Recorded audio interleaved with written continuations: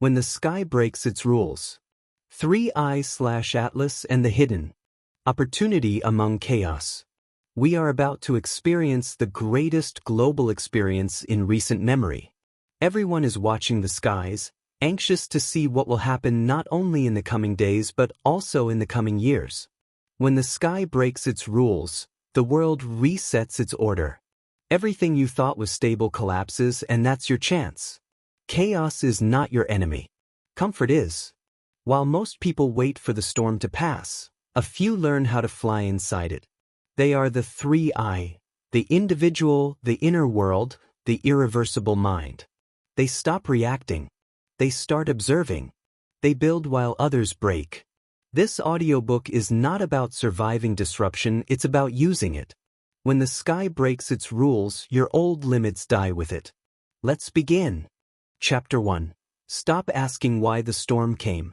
You've spent too long asking why. Why it failed. Why it ended. Why they left. Why it happened to you. But here's the truth. The storm didn't happen to you. It happened for you. Every storm arrives with instruction, not punishment. Every collapse hides construction. Every ending hides a beginning, one that only appears when you stop complaining long enough to look. You've been taught to see pain as punishment, but pain is a teacher. You've been told that chaos means something went wrong, but chaos is how nature resets. The storm didn't come to destroy you. It came to strip you.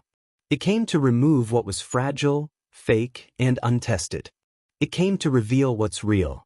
And what's real is you, without excuses, without illusions, without safety nets. When a storm hits, average minds panic. Strong minds prepare. Unbreakable minds observe. The difference isn't in the storm, it's in the story you tell yourself inside it. You can call it tragedy, or you can call it training, and whichever you choose will define what comes next. You have a choice. You always have a choice. You can ask, why me, and sink, or you can ask, what now, and rise. That's the key. Let's get practical. A company loses half its market overnight. Average leaders panic, they cut corners, fire people, and start blaming the economy. Great leaders look deeper. They say, good, now we rebuild smarter. They innovate. They pivot. They come back leaner, faster, sharper. The storm didn't happen to them. It happened for them. An athlete blows out his knee in the middle of his prime. Most would quit. But the greats, the Kobes, the Federers, the Alice, they use the injury as insight. They rebuild not just their body, but their focus. They learn the mental game. They learn patience, strategy, stillness. And when they return, they don't just play better. They think better. The storm didn't happen to them. It happened for them. A nation goes through war, famine, recession. And yet, decades later, it's stronger, richer, more united. Because pain purified it. Because adversity forced alignment. Because the storm burned the weak roots and left only those strong enough to grow again. It's the same for you. You say, I lost everything. But what if that loss was your liberation? What if the destruction was the invitation? When everything collapses, you finally see what never mattered. The opinions. The distractions. The noise. That's the hidden opportunity inside chaos. Clarity. When the world falls apart, you finally get to rebuild it your way. Stop asking why the storm came. Start asking what it revealed. What did it show you about your dependencies? Your fear? Your lack of discipline? Because here's the reality: storms expose the truth faster than time ever could. They reveal who was pretending and who was prepared. You prayed for strength. The storm answered. You wanted purpose. The storm removed your comfort so you'd find it. You wanted growth. The storm gave you pressure, deadlines, and silence because that's how growth sounds. So stop labeling what happened as unfair. Label it as instruction. Here's what you do now. Step 1: observe, don't react. The first seconds of chaos will decide everything. Don't post. Don't vent. Don't rush to fix. Just observe. Write down what actually happened, without emotion. Step 2: extract the lesson. Ask, what did this storm expose? Was it your lack of savings? Your poor boundaries? Your emotional volatility? That's your next training ground. Step 3. Build forward. No nostalgia. No pity. No fantasy about how it used to be. That version of your life is gone, and that's the point. This is where the next version starts. Build from what remains, not what was lost. That's how unbreakable people think. You have to stop worshiping stability. You keep waiting for calm before you act, but that's how you stay average. The great ones don't wait for calm. They create calm. The sky breaks its rules all the time: storms, floods, lightning, but the sky doesn't apologize. It clears itself. It renews itself. It keeps moving. You must do the same. Because no matter how perfect your plan is, the storm will come. That's not negativity. That's inevitability. And if you're always shocked when it arrives, you'll never grow past it. So next time something collapses, don't waste a single second asking why. Ask what now. That's where your power begins. Let's be honest, you've been addicted to fairness. You think life owes you understanding. But it doesn't. Life owes you opportunity, not explanation. The people who rise are the ones who stop negotiating with circumstances. They don't say, "Why did this happen?" They say, "Since it happened, what can I build?" And that mindset changes everything. When you stop needing the world to be predictable, you become unstoppable. When you stop needing people to apologize, you become untouchable. When you stop asking for permission to move on, you start walking into destiny. That's the key. The storm you're facing right now, the financial one, the emotional one, the spiritual one, it's your training ground. This is where character is made. Not in peace. Not in applause. Not in comfort. In chaos. You don't grow in the sunlight. You grow in the struggle. You don't find yourself in clarity. You find yourself in confusion when the world stops making sense and you have to decide what's real. This is where the old you dies and the next you begins. That's not poetic. It's biological. Every cell in your body rebuilds under pressure. So does your mind. So does your purpose. So stop resisting the storm. Face it. Study it. Use it. The storm didn't come to drown you, it came to show you that you could breathe underwater. It came to make you flexible. To make you resilient. To make you dangerous in peace. This is how you turn chaos into character. This is how you turn pain into precision. This is how you rise when everyone else retreats. You don't need their sympathy. You don't need their permission. You just need decision. Because here's the truth you keep avoiding. Without storms, you'd still be sleeping. Without storms, you'd still believe you had time. Without storms, you'd still think small pain is suffering. But now you know. Now you've seen yourself under pressure. Now you've learned you can survive what you thought would end you. That's your advantage. That's your new identity. The storm didn't break you. It built you. It clarified you. It certified you. So stop asking why the storm came. Start thanking it for coming. Because the moment you do, it stops being punishment and starts being preparation. You've mastered your first lesson, transforming pain into purpose. Now, let's talk about what comes next. Chapter 2. Break the comfort contract. Because the most dangerous storm isn't outside you, it's the comfort you built within. Chapter 2. Break the comfort contract. You signed a contract you never read. A silent agreement with mediocrity. It promised you safety, but it billed you in lost growth. That contract is called comfort. Comfort whispers, "Stay here. You're fine." Comfort says, "You've worked enough. You deserve to rest." Comfort tells you that risk is dangerous, but it never mentions that comfort is fatal. Because comfort doesn't charge you today. It charges you later in regret, in stagnation, in wasted potential. And by the time you realize the cost, it's already collected the best years of your life. Comfort costs more than effort. That's the truth no one wants to face. You see, effort hurts now but pays later. Comfort feels good now but drains you forever. Effort creates growth. Comfort creates decay. Look around. How many people have stayed in the same job, the same relationship, the same routine not because they're happy, but because they're comfortable? They say, at least it's stable. But stability is not safety when it comes from fear. It's a cage disguised as peace. You've seen it: the employee who could have built something bigger but never risked learning.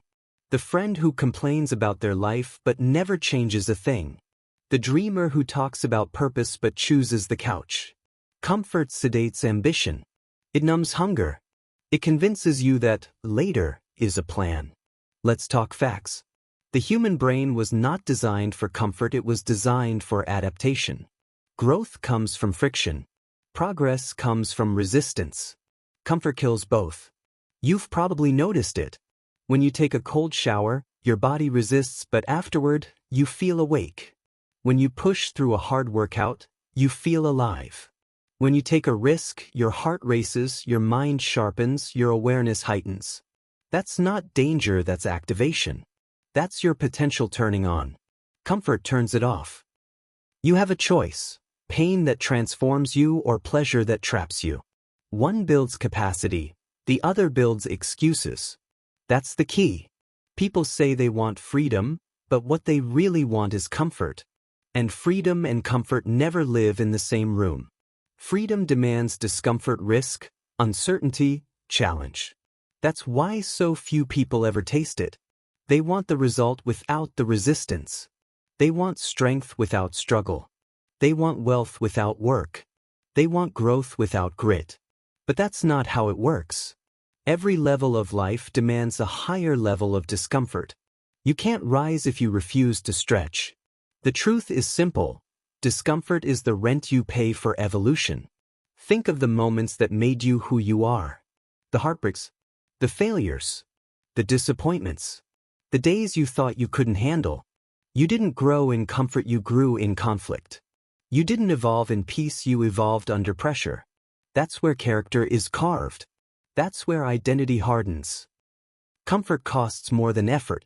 Remember that. Let's get real. Most people are not lazy, they're comfortable. They say they lack motivation, but what they really lack is discomfort. Comfort has become their drug. It keeps them calm while their dreams decay. It keeps them entertained while their potential evaporates. They scroll for stimulation instead of seeking transformation. You want to change your life? Start breaking your comfort patterns. Get up earlier. Read what stretches your mind. Say no to distractions. Say yes to discipline. Do the uncomfortable thing on purpose every day. Because the uncomfortable becomes the unstoppable. Here's the problem.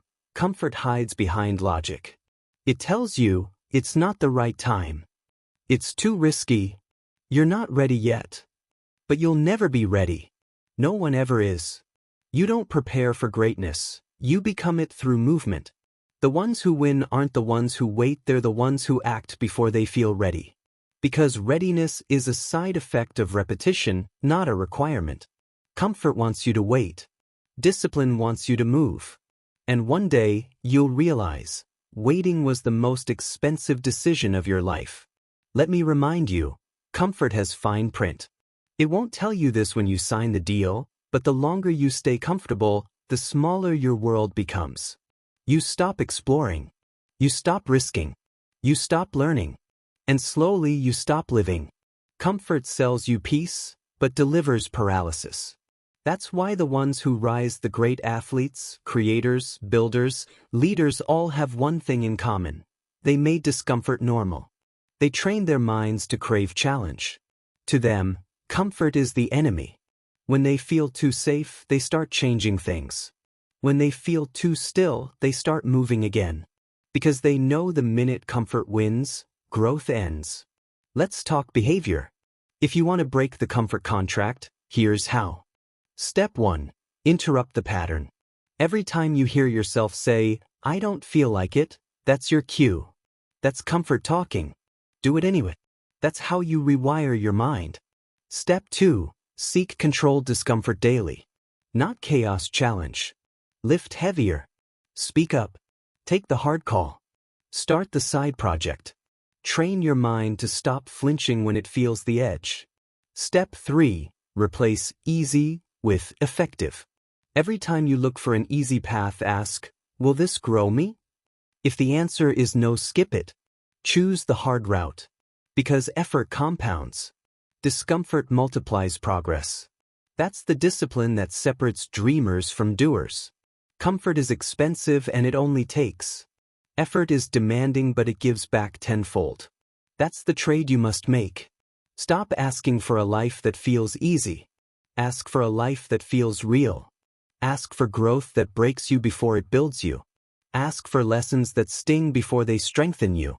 Because the only life worth living is the one that requires all of you. Comfort costs more than effort. Repeat it until it sticks. Every time you hesitate, whisper it to yourself. Every time you choose distraction, remember it. Every time you avoid challenge, say it out loud. Let it burn into your behavior. Let it guide your decisions. Let it remind you, comfort will destroy you quietly and effort will save you loudly. You broke the silence of your storm. Now you must break your addiction to ease. You faced pain before, now learn to use it. Because once you stop chasing comfort, you start chasing greatness. And that's when the real transformation begins. You've learned to reject the easy path. Now, let's talk about what makes peace dangerous. Chapter 3. Control is not calm. Because what you think is peace might just be fear wearing a mask. Chapter 3. Control is not calm. You keep trying to control everything. The outcome, the people, the timing, the chaos. But that's why you're exhausted. That's why you're anxious. Because you're chasing something that doesn't exist. Most people confuse control with peace. But true calm isn't control, it's readiness. When life feels unpredictable, your instinct is to tighten your grip. To overplan. To overthink. To micromanage the future. You tell yourself, if I can just get everything in order, I'll finally relax. But you never do. Because control is an illusion. And the tighter you hold on, the faster things slip through your hands. You can't control outcomes, only your preparation. You can't control timing, only your readiness. You can't control people, only your response. That's the difference between those who crumble and those who stay composed when everything goes wrong. The calm ones aren't calm because life is easy. They're calm because they're trained for difficulty. Don't seek control. Seek capacity. Think of a pilot. A pilot doesn't panic when turbulence hits. He doesn't scream, he doesn't overreact, he doesn't question his worth. He adjusts. Because he's trained for it. He knows turbulence isn't danger, it's data. It's just air moving differently. He's not calm because the sky is clear. He's calm because his mind is clear. That's readiness. That's capacity. You're not calm because your world is chaotic. You're not calm because your preparation is weak. When you strengthen your mind, chaos becomes information. When you build capacity, uncertainty becomes opportunity. That's the difference. Most people are trying to control the storm. But the storm isn't the problem, their weakness is. They don't need control. They need capacity. You have to build an inner world that can handle outer chaos. Because the world won't calm down for you. You must rise above it. Don't seek control. Seek capacity. Control is obsession. Capacity is mastery. Control says, if I can predict it, I can survive it. Capacity says, even if I can't predict it, I'll still perform. You can't build a life where nothing goes wrong, but you can build a mind that doesn't fall apart when it does. That's the essence of power. That's what separates professionals from amateurs. Winners from worriers. Leaders from followers. They don't pray for peace. They prepare for pressure. Let's look at it in your own life. You want to control people, how they see you, how they treat you, what they say about you. But you can't. The moment you try, you become reactive, desperate, drained. Instead, build capacity. Train yourself to be unmoved by opinion. Calm isn't silence, it's focus. It's the power to stay centered when the noise rises. You want to control outcomes, the business, the result, the win. But outcomes are delayed reflections of preparation. You can't control the score, but you can control your reps. You can't control the applause, but you can control your effort. You can't control the timing, but you can control your readiness. When you shift your energy from control to capacity, everything changes. That's the key. The truth is, control is fear in disguise. Fear of being caught off guard. Fear of being embarrassed. Fear of failure. You want to know why you micromanage? Because you don't trust your preparation. You want to know why you overthink? Because you don't trust your execution. That's why you chase control. Because you haven't built capacity. But real calm comes from the inside. It's not built in comfort. It's built in exposure. It's built in experience. You can't read about calmness. You earn it. You live it. You train for it. Don't seek control. Seek capacity.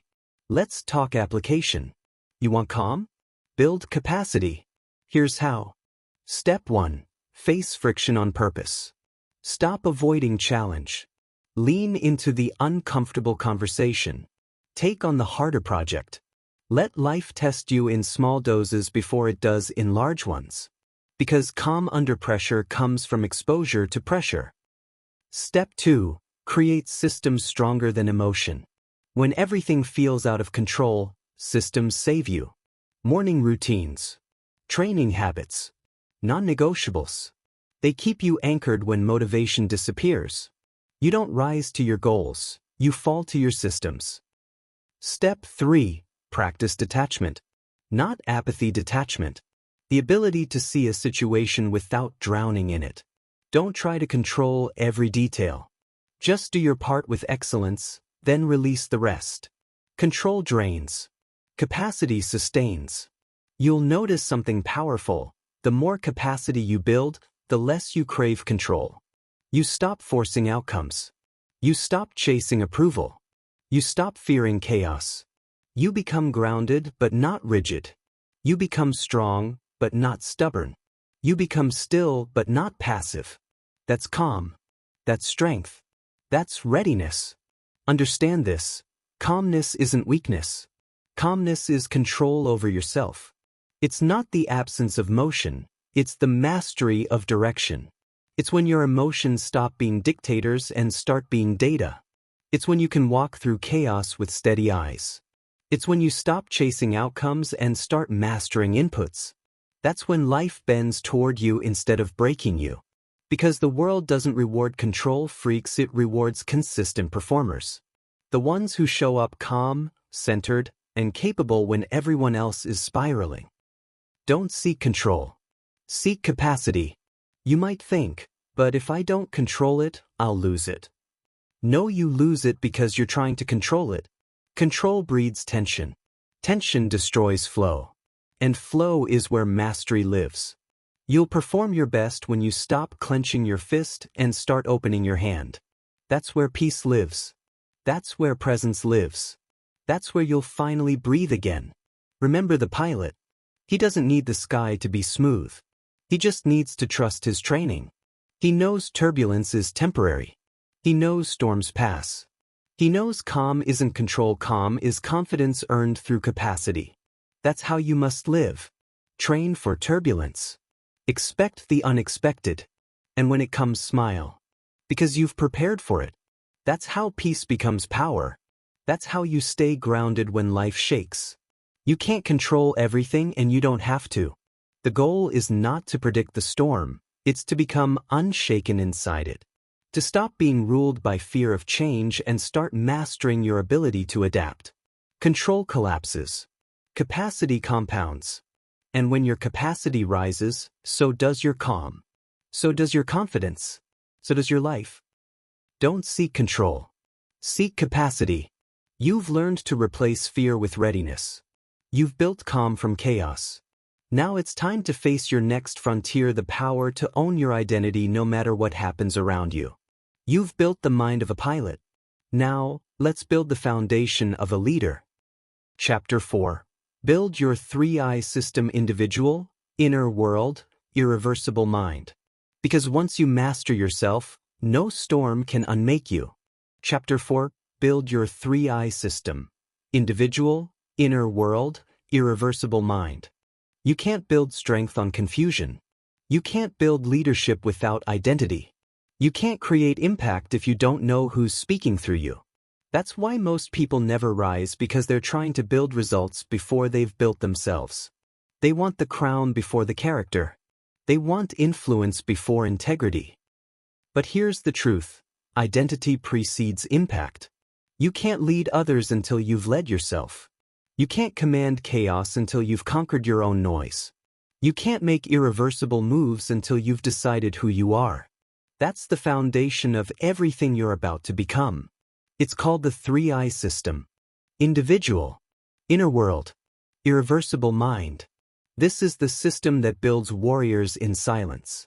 This is how leaders emerge in storms. This is how you become unshakable. 1. Individual responsibility without excuse. Everything begins here. Not with your goals, not with your skills, but with ownership.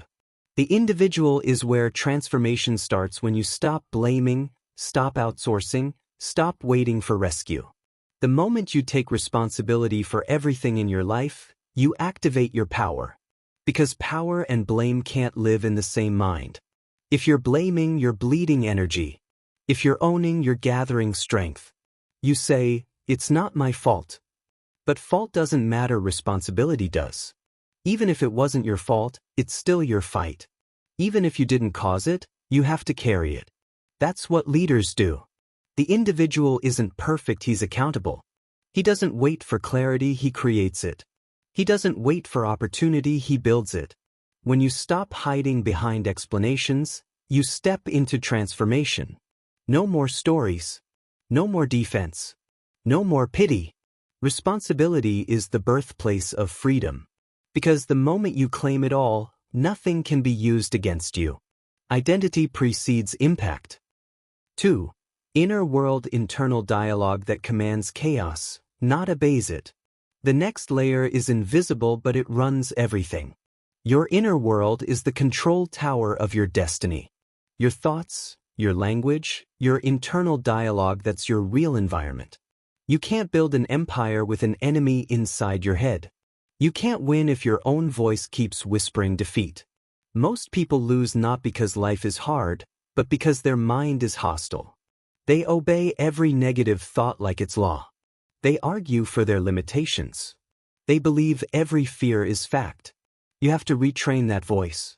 Because your thoughts are instructions and your body obeys what your mind repeats. Your inner dialogue must become your command center. You have to start talking to yourself like you're leading an army, not begging for peace. When chaos hits, your voice must be louder than your fear. You must learn to say, "This is information, not intimidation. This is feedback, not failure. This is temporary, not terminal." That's how you command chaos. That's how you stay clear when the noise rises. Your outer world will always mirror your inner one. If your mind is cluttered, your path will be too. If your mind is sharp, your path becomes straight. Clean the inner world and the outer will follow. You don't need to control everything around you. You just need to master everything within you. Because when your inner voice is disciplined, the storm can't distract you. That's calm. That's command. That's capacity. Identity precedes impact. 3. Irreversible mind decisions so deep they can't be undone by fear. The final level is where transformation locks in. It's where your decisions become unbreakable. Where you don't negotiate with fear anymore. The irreversible mind is what separates those who dabble from those who dominate. Anyone can start, but only the irreversible finish. Because they've burned the bridge back to comfort. They've eliminated the plan B. They've chosen their path and sealed the exits. An irreversible mind doesn't ask, "What if it fails?" It asks, "What must I learn to make it work?" Fear can visit, but it can't convince. Doubt can speak, but it can't decide. That's what happens when you commit so deeply that retreat is no longer an option. The moment you make an irreversible decision, something wakes up inside you, a version of you that only appears when there's no way back. That's when you start creating instead of coping. That's when you start conquering instead of questioning. You've spent years dipping your toes in purpose. Now it's time to dive in. No half measures. No soft commitments. No backup plans. If you keep giving yourself an exit, you'll keep using it. But if you close every door except forward, your only option will be greatness. Identity precedes impact. The 3I system in motion. Let's put this together. The individual says, I'm responsible. The inner world says, I'm prepared. The irreversible mind says, I'm committed. That's the trinity of unbreakable people. Responsibility gives you direction. Inner discipline gives you stability. Irreversible decision gives you momentum. When all three align, you become inevitable. You stop reacting to life and start designing it. You stop fearing change and start using it. You stop searching for purpose and start becoming it. That's how leaders are made. That's how legends are formed. That's how ordinary lives become extraordinary. But remember, you can't skip steps. You can't build the mind before you build the man. You can't command the world before you command your words. You can't change your impact before you anchor your identity. That's why it all begins here. Identity precedes impact. Every time you doubt yourself, go back to this system. Ask yourself 3 questions. Am I taking responsibility, or am I still making excuses? Is my internal dialogue empowering or weakening me? Have I decided so deeply that fear can't undo I? If the answer is yes to all 3, you're in control. You've built the 3I system. You've become solid from the inside out. The storm can come. The comfort can call. The chaos can rise. But you'll stay standing. Because you're not depending on luck, you're depending on structure. The 3I system is that structure. It's not motivation. It's machinery. It's the engine that keeps you moving when the emotion fades. You don't need to feel ready, you need to be rooted. You don't need the world's permission, you need your own commitment. That's how you rise without noise. That's how you lead without fear. That's how you make your identity unshakable and your impact unforgettable. Identity precedes impact. You've built your foundation. You've learned to lead yourself before leading the world. Now it's time to face the next illusion, the one that keeps people waiting for inspiration while discipline walks past them quietly. You've mastered identity. Next, you'll master consistent. Why? Chapter 5. Stop worshipping motivation. Because the strongest people don't chase inspiration, they build systems that make it unnecessary. Chapter 5. Stop worshipping motivation. You keep waiting for motivation. For the spark. For the mood. For the perfect morning when everything feels right. But here's the truth: that morning isn't coming. Motivation is the most overrated fuel on earth. It burns fast. It burns bright. And then it dies. It's gasoline. And gasoline without an engine goes nowhere. The engine is discipline. And discipline keeps running long after motivation disappears. Motivation fades. Systems stay. People say, I just need to feel inspired again. No, you need to feel responsible again. Because inspiration isn't a strategy. It's an emotion. And emotions are unstable. If your life depends on feeling ready, you'll never start. If your success depends on feeling good, you'll never finish. That's why most people live in cycles: moments of excitement followed by months of nothing. They start strong and end silent. Because they built their routine on feelings, not structure. Motivation gets you started. Discipline keeps you moving. Systems make it automatic. Motivation fades. Systems stay. Think about marathon runners. At the starting line, everyone's excited. Music is playing. Adrenaline is high. They're smiling, recording videos, feeling unstoppable.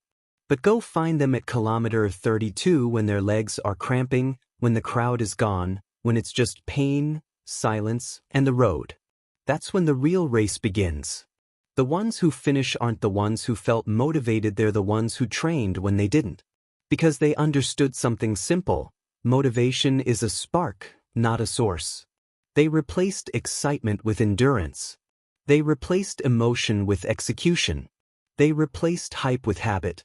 That's why they finish when others quit. You don't need more inspiration, you need more repetition. You don't need to feel it, you need to do it. Discipline is doing what must be done, even when you don't feel like doing it. That's how momentum is built. That's how mastery is formed. That's how greatness is earned, one boring, consistent, unglamorous repetition at a time. Motivation is noisy. Discipline is quiet. But only one delivers results. Motivation fades. Systems stay. Here's the problem with chasing motivation. It trains your brain to depend on emotion before action. You tell yourself, I'll work when I feel ready. You tell yourself, I'll start when it feels right. And before you know it, months pass. You've become addicted to later. That's what kills potential, not failure, not rejection, but delay.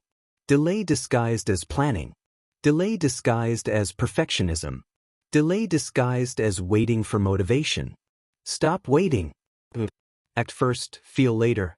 Action creates emotion, not the other way around. When you stop chasing motivation, you start training momentum. And momentum doesn't need permission.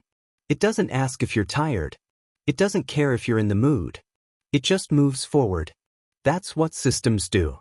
You brush your teeth without motivation. You shower without motivation.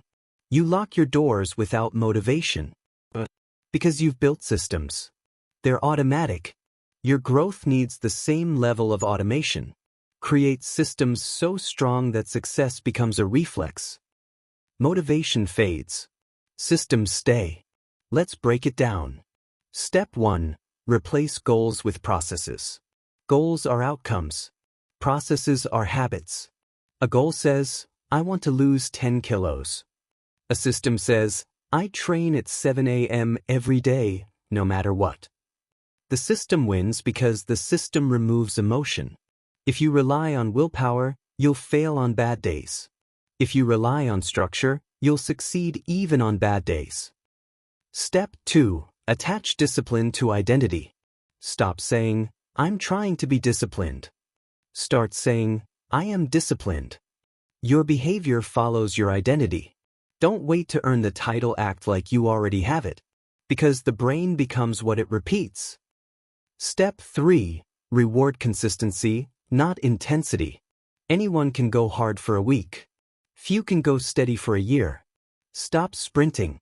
Start stacking. A single disciplined action, repeated daily, beats bursts of motivation every time. That's the system. Motivation fades. Systems stay. Motivation asks, do I feel like it? Discipline says, it doesn't matter. Motivation is a wave. Discipline is the ocean. When you depend on motivation, you'll always need to be rescued. When you depend on discipline, you'll always know how to swim. Discipline doesn't care how you feel. It cares that you finish. That's how you separate the talkers from the builders. That's how you move from intention to transformation. You don't need to feel driven, you need to decide to drive. That's the shift that changes everything. Let's talk about how this plays out in real life. The entrepreneur who builds a business that survives recessions doesn't rely on motivation. He shows up when it's inconvenient. He executes when it's boring. He stays when others leave. Because his system doesn't depend on mood. The athlete who stays at the top for a decade doesn't wait for inspiration. They train through fatigue. They perform through pain. They show up when nobody's watching. Because their discipline doesn't need applause. The parent who raises strong, confident kids doesn't depend on energy. They lead by example. They stay patient when it's hard. They show love through consistency, not convenience. Motivation can't do that. Only systems can. Motivation fades. Systems stay. Here's what you must understand. Motivation will always betray you. It will promise you power, then vanish the moment you need it most. It's unreliable, unstable, inconsistent. You can't build an empire on something that disappears every Monday. But systems, they don't care what day it is. They don't care about the weather. They don't care about emotion. Systems turn progress into pattern. They turn chaos into calendar. They turn effort into excellence. If you want peace of mind, stop asking for motivation-built systems. Because systems protect you from yourself. And one more truth. The absence of motivation isn't failure, it's normal. Stop interpreting "I don't feel like it" as weakness. It's just fatigue. It's human. You're not broken, you're just between reps. Winners feel the same resistance everyone else does, they just move anyway. They know that feeling doesn't decide, future decisions do. That's maturity. That's mastery. Motivation fades. Systems stay. You've built identity. You've built control. Now it's time to master your energy, the most valuable currency you have. You've learned that feelings can't lead you. Next, you'll learn that reactions can't either. Because every time you react, you spend energy that could have built your future. You've built systems. Now you'll build stillness. Chapter 6. Your reaction is your reputation. Because the strongest mind isn't the loudest one, it's the one that never loses composure. Chapter 6. Your reaction is your reputation. People are always watching you, not when things go right, but when they go wrong. They measure your strength not by your success, but by your stillness. Because the real proof of power isn't control. It's composure. People measure your power by how little you react to provocation. Your reaction is your brand. Your reaction is your reputation. Every reaction is a statement. Choose silence. Everyone reacts when life feels unfair. When the market drops. When the relationship ends. When the plans collapse. But the ones who rise, they don't panic. They don't post. They don't prove. They pause. That pause is everything. That pause is power. You've seen it before. The investor who holds steady while everyone else is selling. The leader who refuses to argue when accused. The parent who teaches through stillness instead of shouting. That's composure. That's mastery. It's not about pretending you don't feel. It's about controlling what you reveal. Every reaction is a statement. Choose silence. When you react emotionally, you hand people your power. You tell them exactly where your buttons are. You show them how to control you. And the moment they know your triggers, they own your peace. You say, "I just can't help it, that's who I am." That's who you're choosing to be. You're not a slave to your emotions. You're simply undisciplined with your focus. You've built reactivity into your personality and now it rules you. But you can unlearn it. You can train calm like a muscle. You can build restraint like a reflex. That's the path of the strong. The weak react. The strong respond. The wise observe. The weak are loud. The strong are still. The wise are surgical. It's not about silence because you're scared, it's silence because you're strategic. Silence doesn't mean you're losing. Silence means you've already won internally. Because when your peace can't be stolen, your power can't be shaken. Every reaction is a statement. Choose silence. Let's be honest, your emotions are loud because your ego is fragile. You feel the need to defend, to explain, to prove. But what if you didn't? What if you trusted your character more than their commentary? What if you valued direction more than distraction? You think defending yourself is protecting your name, but it's actually protecting your insecurity. Your reputation doesn't need defense, it needs discipline. It's not built in arguments. It's built in outcomes. Every time you stay silent, you gain leverage. Every time you hold steady, you earn respect. Because composure communicates confidence louder than any words ever could. Every reaction is a statement. Choose silence. When you're provoked, breathe. Don't post the response. Don't send the message. Don't explain yourself to people committed to misunderstanding you. Remember, silence can't be misquoted. Silence never needs an edit. Silence ages well. Because noise fades. But grace echoes. You don't need to clap back, your consistency will do it for you. You don't need revenge, results will handle that. You don't need to match energy, you set the energy. That's what leaders do. Look at the greats. Warren Buffett, when markets collapse, silent, patient, strategic. Nelson Mandela, in prison, calm, focused, unbroken. Serena Williams on the court, composed, precise, unbothered by chaos. They don't react to noise. They manage it, because they understand that reaction is communication. And when you communicate instability, people stop trusting your leadership. But when you communicate calm, people follow your presence. That's why the stillest people in the room always hold the most influence. Every reaction is a statement. Choose silence. Let's talk practical. Step 1. Delay response. The first thought is emotional. The second thought is strategic. Wait for the second. You don't need to answer instantly. You need to answer intelligently. Step 2. Master your triggers. Write them down. Who provokes you? What situations drain you? Once you can see them, you can neutralize them. You can't master what you won't acknowledge. Step 3. Train recovery speed. The goal isn't to never react, it's to recover fast. To catch yourself mid-anger and redirect energy instantly. Because power isn't never falling, it's standing back up faster than before. That's emotional mastery. That's quiet power. You don't have to attend every argument you're invited to. You don't have to engage with every insult that finds you. You don't have to chase every misunderstanding. Because every second spent reacting is a second stolen from your mission. Reactivity wastes energy. Focus multiplies it. The more calm you become, the more dangerous you are, because nothing can pull you off course. That's control. That's leadership. Every reaction is a statement. Choose silence. The truth is, your legacy won't be defined by how loud you were. It will be defined by how still you remained when everything else was shaking. You'll be remembered not for what you said, but for what you didn't say.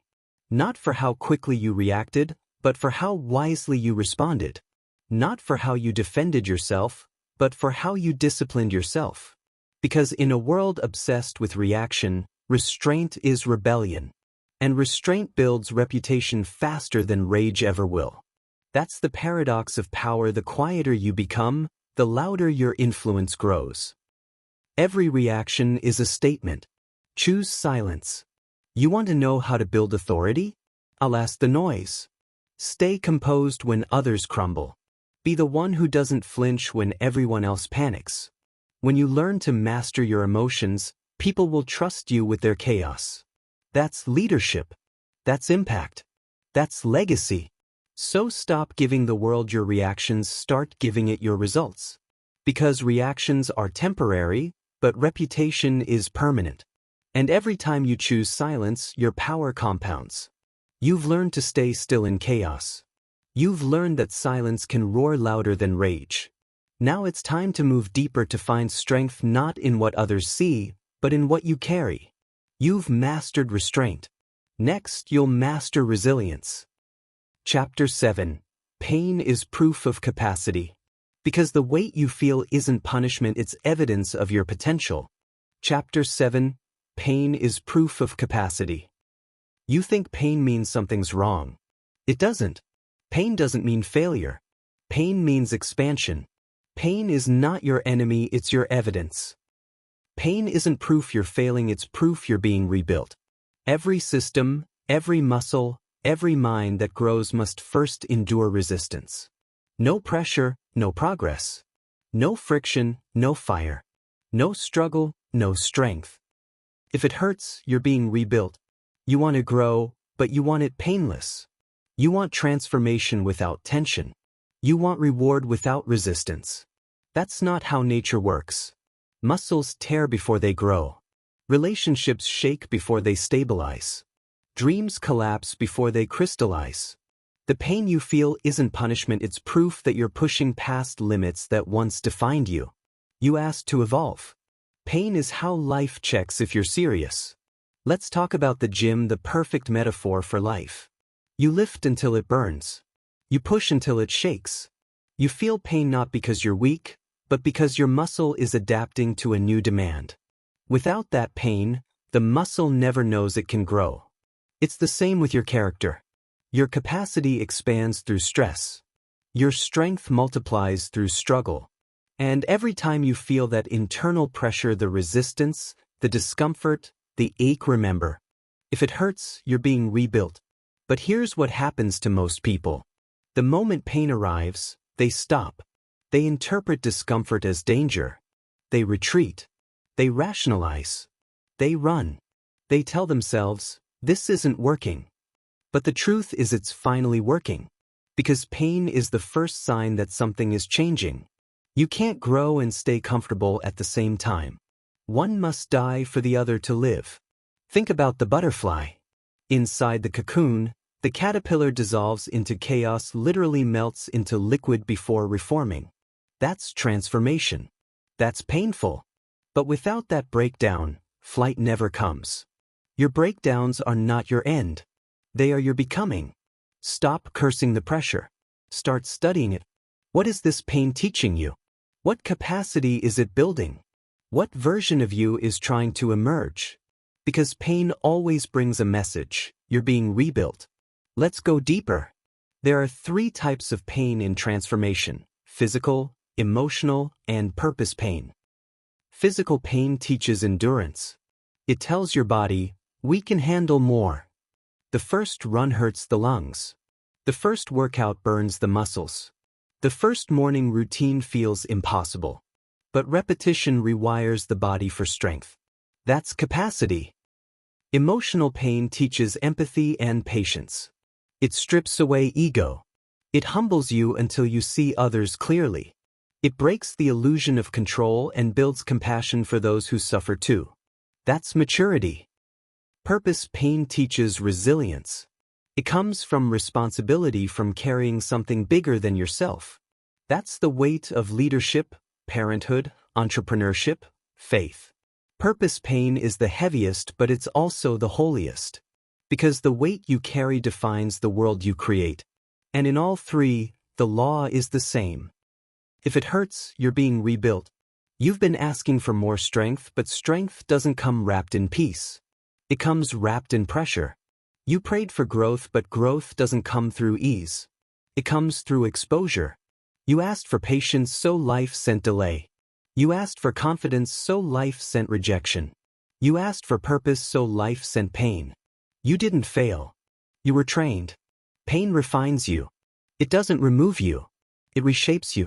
The diamond isn't formed in silence, it's carved by pressure. The sword isn't made in peace, it's forged in fire. The soul isn't purified by comfort, it's purified by trial. Every great life carries scars, not as signs of defeat, but as symbols of endurance. So stop praying for an easy path. Pray for a stronger back. Stop begging for lighter burdens. Ask for broader shoulders. Because pain will always come. Your only choice is whether it destroys you or develops you. If it hurts, you're being rebuilt. Let's make this practical. Step 1. Redefine pain. Don't label it as suffering, label it as stretching. When discomfort arrives, ask, what is this expanding in me? Your pain becomes progress the moment you stop resisting it. Step 2. Track your thresholds. Every time you endure something you couldn't handle before, write it down. Document your capacity. That's how you'll see growth in real time. Your pain becomes data. Step 3. Channel it. Don't just survive it, use it. Turn pain into productivity. Turn heartbreak into hunger. Turn pressure into precision. Pain is wasted when it's only felt. It becomes power when it's converted. That's mastery. The people you admire, the athletes, the artists, the entrepreneurs, the visionaries, they all have one thing in common. They didn't run from pain. They studied it.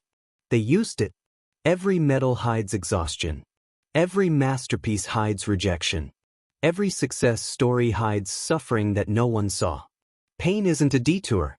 It's the main road. If it hurts, you're being rebuilt.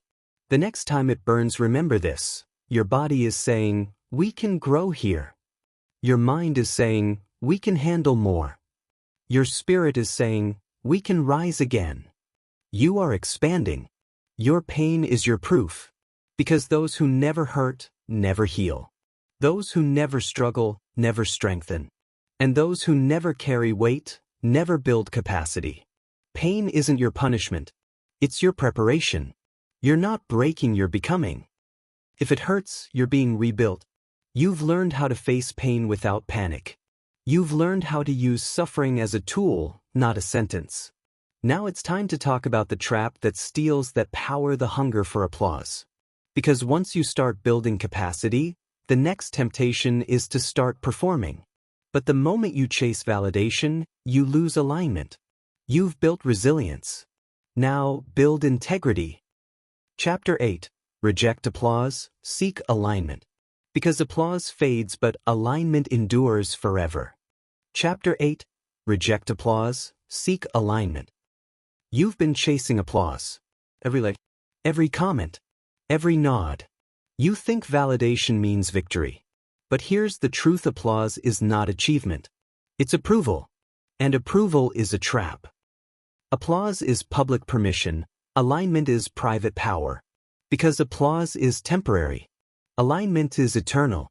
Applause feeds your ego. Alignment feeds your soul. Stop performing. Start aligning.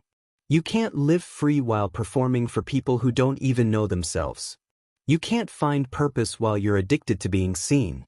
Every time you do something just to be noticed, you sell a piece of yourself. The world doesn't need another performer. It needs another person with conviction. Stop chasing visibility. Start chasing authenticity. Stop chasing attention.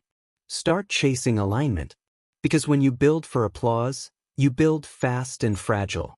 But when you build for truth, you build slow and unshakable. Stop performing. Start aligning. You've seen it. Creators who disappear for a year silent, misunderstood, forgotten. Then they return stronger, sharper, unrecognizable. Because while the world was chasing trends, they were chasing truth. They weren't losing momentum. They were regaining direction. That's what alignment does. It rebuilds your roots. It resets your rhythm. It reminds you who you are and what matters. The crowd may forget you while you're silent, but the world will remember you when you return in alignment. Here's the hard truth. Applause is loud, but it's never loyal. One day they'll cheer. The next day they'll criticize. You can't build confidence on noise that changes with the wind. The same people who clap for you today will compare you tomorrow. The same audience that crowns you in one season will crucify you in the next. If your identity depends on applause, you'll keep living like a puppet. Pulled by praise. Controlled by criticism. The antidote is alignment. When you're aligned, criticism can't crush you. Because you're not chasing applause, you're chasing accuracy. You're not asking, do they like me? You're asking, am I true to what I'm called to build? That's the difference between performers and pioneers. Performers seek approval. Pioneers seek alignment. Stop performing. Start aligning. Applause says, you're doing well. Alignment says, you're doing right. Applause feels good. Alignment is good. Applause is about perception. Alignment is about purpose. You can impress people and still depress your soul. You can be celebrated publicly and broken privately. But when you choose alignment, you choose peace over praise. You choose meaning over metrics. You choose impact over image. That's how you build something that lasts. Let's make this practical. You don't need to abandon your audience, you just need to stop obeying it. Step 1. Audit your intentions. Ask yourself, why am I doing this? Is it truth or performance? If the applause stopped today, would you still do it? If the answer is no, you're out of alignment. Step 2. Rebuild your rhythm. Don't let algorithms dictate your schedule. Create in silence. Execute in discipline.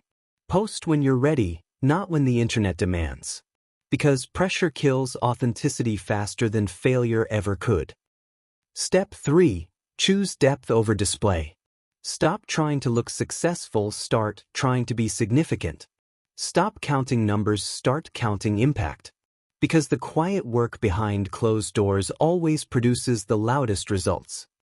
Stop performing. Start aligning. Think of the people you truly admire. The ones who changed the world didn't chase crowds, they chased calling. Jesus wasn't clapping for approval. He was walking toward purpose.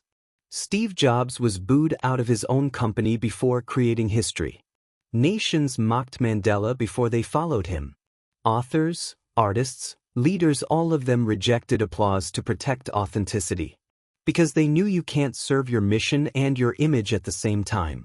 If you have to choose between looking great and being grounded, always choose grounded. Because grounded roots produce greatness that lasts. You keep asking, why don't people notice my effort? Because alignment doesn't reward you instantly, it rewards you infinitely. Applause gives dopamine. Alignment gives destiny. The crowd cheers for what's visible. But God-life reality rewards what's invisible. Your character.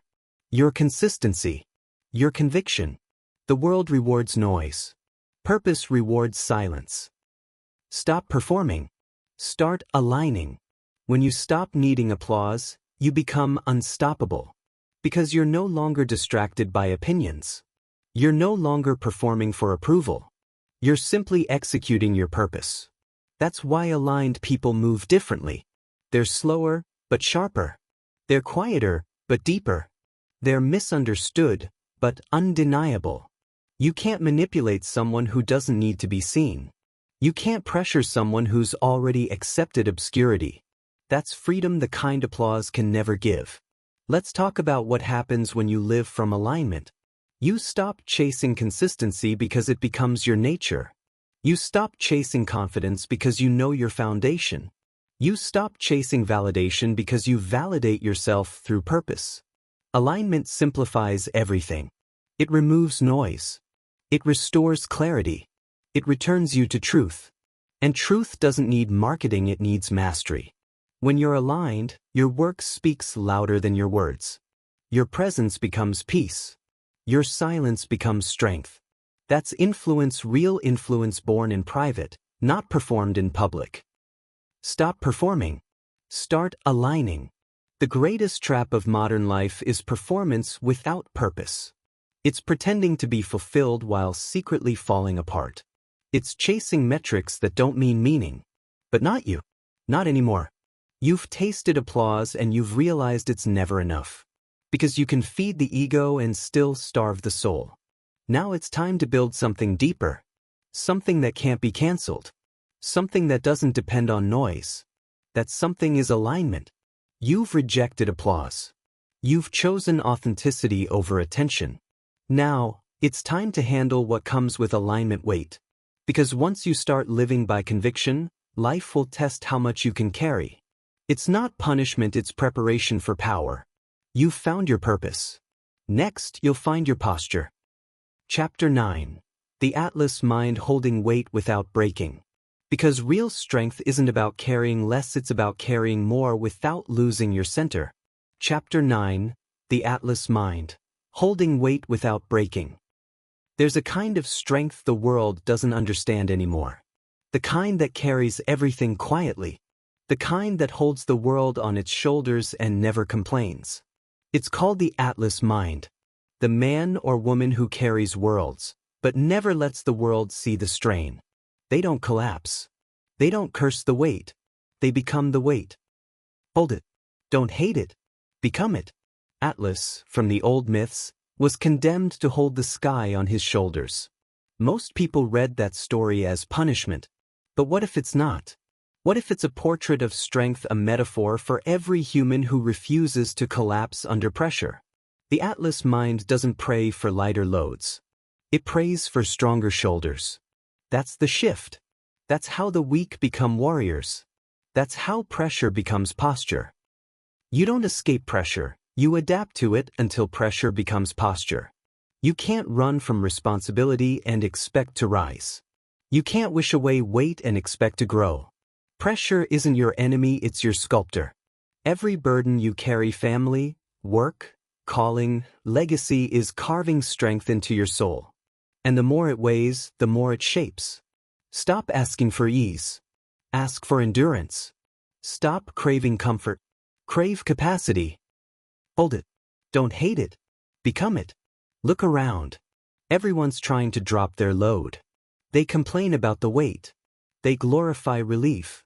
They post about burnout, but never about building endurance. But listen, life was never meant to be weightless. A body without gravity floats aimlessly. A soul without struggle drifts without direction. You're not built to escape pressure, you're built to evolve under it. The more you hold, the stronger you become. Not because the weight gets lighter, but because your posture adjusts. You don't escape pressure, you adapt to it until pressure becomes posture. Think of the athlete in training. The barbell never gets lighter, they just grow capable of lifting more. The business doesn't get easier, the entrepreneur becomes sharper. The family doesn't get simpler, the parent grows wiser. Growth doesn't reduce the weight. It increases your strength. That's evolution. Stop trying to eliminate tension. Start using it. Because the pressure you're under today is the power you'll stand on tomorrow. Hold it. Don't hate it. Become it. You say you're tired. That means you're being tempered. You say it's heavy. That means you're being stretched. You say it hurts. That means you're alive. Atlas doesn't complain, he transforms. He doesn't pray for the sky to fall. He learns how to carry it higher. That's what mental toughness looks like. Not smiling through struggle, but standing through it. Not ignoring pain, but integrating it into power. Hold it. Don't hate it. Become it. The Atlas mind understands this. Every title comes with tension. Every purpose comes with pressure. Every calling comes with cost. You can't have leadership without loneliness. You can't have growth without grind. You can't have peace without proof that you've survived chaos. Pressure is the price of potential. If it's heavy, it's holy. If it hurts, it's shaping. If it stretches you, it's saving you. That's why the strongest people rarely speak of their strength, because it was built in silence. Let's make it practical. Step 1. Reframe the weight. Stop labeling responsibility as burden. Label it as building material. That meeting, that bill, that obligation, each is a rep for your character.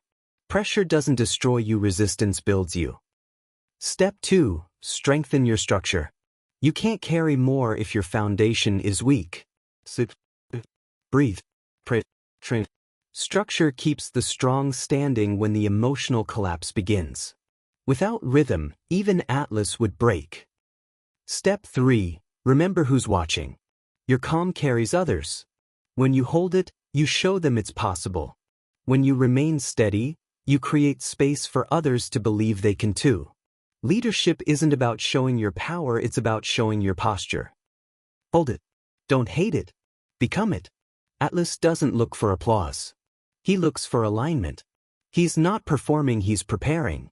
He's not surviving, he's sustaining. The world will never fully understand people like that. Because the world worships ease, not endurance. It celebrates beginnings, not burdens. It claps for performance, not perseverance. But you're different. You're not built to drop the sky, you're built to carry it. Not because you love pain, but because you love purpose. And purpose always comes with pressure. So carry it differently. Carry it with dignity. Carry it with direction. That's the Atlas mind. There will be days when the weight feels unfair. When you wonder why it's always you holding it all together. Why others rest while you rise. Why others lean while you lift. Remember this, you're not being punished. You're being prepared. You're being trusted. Because life only gives great weight to shoulders that can hold it. If the load found you, it's because you were designed to bear it. That's not arrogance. That's awareness. Hold it. Don't hate it. Become it. Pressure is a strange thing. It can crush or it can crown depending on how you carry it.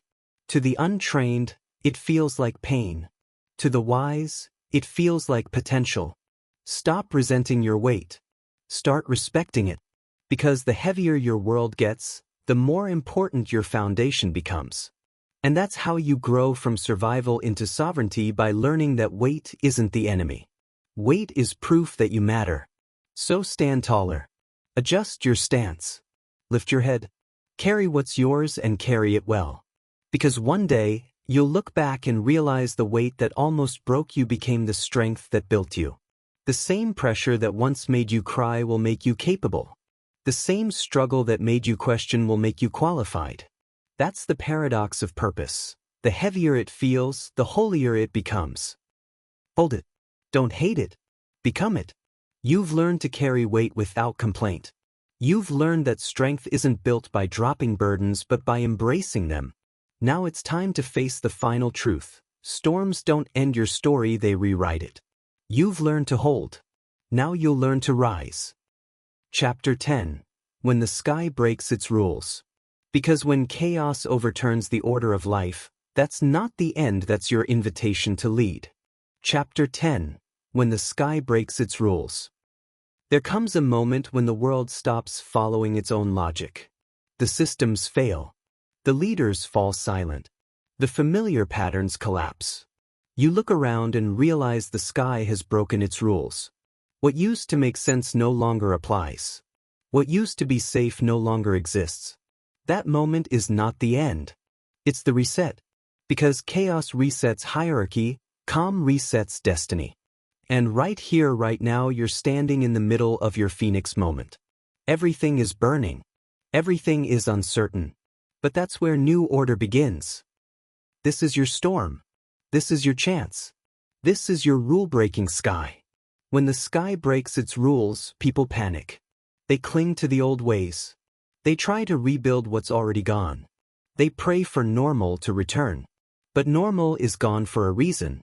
The rules that kept you small have expired. The system that defined you no longer fits you. And life in its brutal mercy has shattered the ceiling you outgrew. This isn't destruction. This is renovation. The sky didn't fall, it opened. This is your storm. This is your chance. This is your rule-breaking sky. Every great transformation begins with disorder. Before flight comes the fall. Before clarity comes confusion. Before rebirth comes ruin. That's the law of elevation. Something must break before something higher can form. Look at history. Empires rise after collapse. Movements ignite after oppression. Innovation explodes after crisis. It's not coincidence, it's creation. When systems collapse, the silent builders rise. The ones who kept working while others froze. The ones who stayed steady when others surrendered. The ones who used chaos as construction material. This is your storm. This is your chance. This is your rule-breaking sky. You've been trained to fear disruption. But disruption is how destiny introduces itself. The comfort you lost was never your foundation, it was your limitation. You wanted growth, and life answered with instability. You wanted purpose, and life responded with pressure. You wanted freedom, and life broke your control. Because if the sky never broke its rules, you would have never learned how to build wings. You're not supposed to feel safe here. You're supposed to wake up here. This is where small talk ends and real talk begins. This is where you stop being a victim of change and become a vessel for it. Let's be honest, when life is predictable, people stagnate. It's chaos that makes you conscious. It's confusion that makes you creative. It's collapse that forces reinvention. The world doesn't need more people waiting for peace. It needs more people who can find purpose in the middle of disorder. You don't need to control the sky. You just need to read it to understand what it's revealing about your next level. Stop asking when things will go back to normal. Start asking what version of you is being born in the abnormal. Because when rules break, roles change. The timid become leaders. The silent become voices. The forgotten become founders. That's the secret most never see. Chaos is the great equalizer. It humbles the mighty and elevates the prepared. This is your storm. This is your chance. This is your rule-breaking sky. Let's make this real. When the economy collapses, new businesses are born. When the job ends, a calling begins. When the relationship shatters, self-awareness emerges. When the plan fails, creativity ignites. The old rules no longer apply, and that's your advantage. Everyone else is trying to rebuild what's gone. You're building what's next. That's what the phoenix does. It doesn't mourn its ashes, it uses them. It doesn't fear the fire, it feeds on it. That's you now. That's the Atlas mind meeting the breaking sky, holding what's heavy while building what's holy. This is your storm. This is your chance. This is your rule-breaking sky. Here's the shift you must make. Stop trying to predict the future. Start preparing to perform in any version of it. Because chaos rewards readiness, not resistance. When others freeze, move. When others complain, create. When others hide, lead. That's how destinies are rewritten. Remember, the sky doesn't ask for permission before it storms. It breaks to balance itself. So must you. Break your routines. Break your fears. Break your limitations. If the sky can reset, so can you. Let's get practical. Step 1. Accept instability as your new normal. Stop chasing perfect conditions. Your ability to function inside fluctuation determines your future. You can't be thrown off course if chaos is your course. Step 2. Simplify everything. In chaos, complexity kills. Clarity comes from simplicity. Cut what's unnecessary. Focus only on what matters. Keep your mission tight and your movement intentional. Step 3. Reinvent from the ruins. Don't rebuild the same thing, reimagine it. Ask, if I had to start from zero, what would I do differently? Then do it. Because collapse is the greatest clean slate life ever gives. That's how creators are reborn. That's how empires are restarted. That's how legends rise from the ashes. This is your storm. This is your chance. This is your rule-breaking sky. You see, calm is not the absence of chaos, it's command inside it. When the world loses its order, the ones who remain still create new structure. That's what destiny does. It waits for disorder, then calls your name. Because the future belongs to those who can stay steady while everything shifts. Calm resets destiny. It doesn't wait for peace, it creates it. It doesn't demand control, it embodies it. It doesn't predict outcomes, it defines them. That's the next level of mastery. Not surviving storms, designing within them. You've seen the world change. You've watched systems fail. You've felt your plans burn. And yet here you are. Still breathing. Still building. Still becoming. That's not coincidence. That's capacity. That's calling. Because when the sky breaks its rules, it's not chaos, it's choreography. Every fracture is forming the foundation of something greater. You just have to hold your focus long enough to see it. So take a deep breath. Look at the pieces around you, the broken plans, the old rules, the ashes of what used to be. Now start rearranging them. Not into what was, but into what can be. This is the moment you were made for. This is why the pressure came. This is why the system failed. To prove that you don't need permission from order to create impact from chaos. The sky broke its rules, now it's your turn. This is your storm. This is your chance. This is your rule-breaking sky. You've walked through the fire. You've held the weight. You've built your capacity. And now you see the truth: storms don't destroy purpose. They reveal it. This is not the end of your story. This is the moment you start writing it with authority. Because when the sky breaks its rules, the world waits for a new leader. And that leader is you. This is your storm. This is your chance. This is your rule-breaking sky. You've heard enough about change. Now you're standing inside it. The rules that protected you are gone. The systems that guided you are cracked. That's where new empires are born, in silence, in pain, in pressure.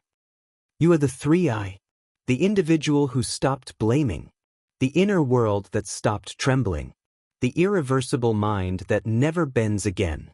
Don't wait for calm. Don't beg for clarity. Build while it rains. Stand when it shakes. Lead when no one's looking. Because when the sky breaks its rules, the ground rewrites its kings. Your moment isn't coming. It's here. Now move.